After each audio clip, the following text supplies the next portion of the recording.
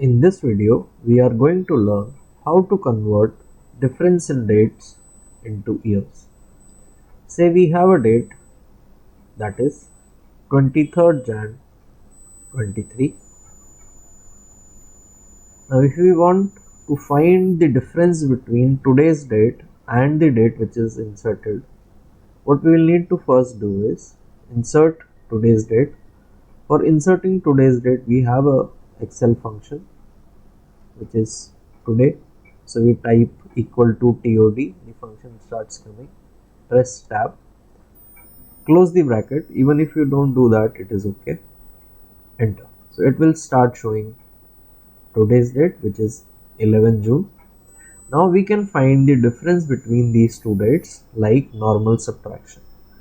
The reason for the same is that in Excel treats dates just as numbers. It is just a different format for writing a number, with a certain data is taken as the zero value.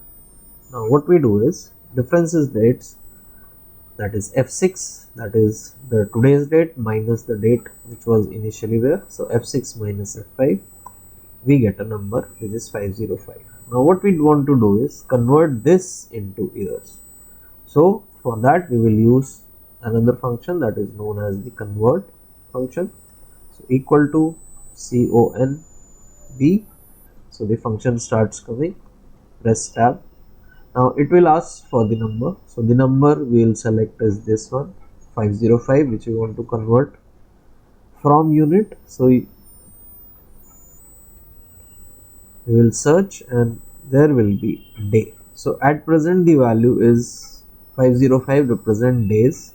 So we will select day, press tab, then press comma.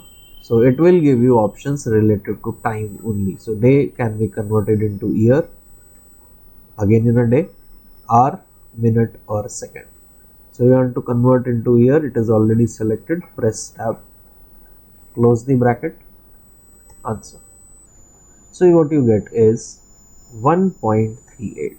So 505 in number of years is 1.38 years.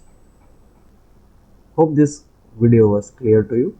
So we can convert difference, any number which is basically representing difference in dates, into years using the convert function.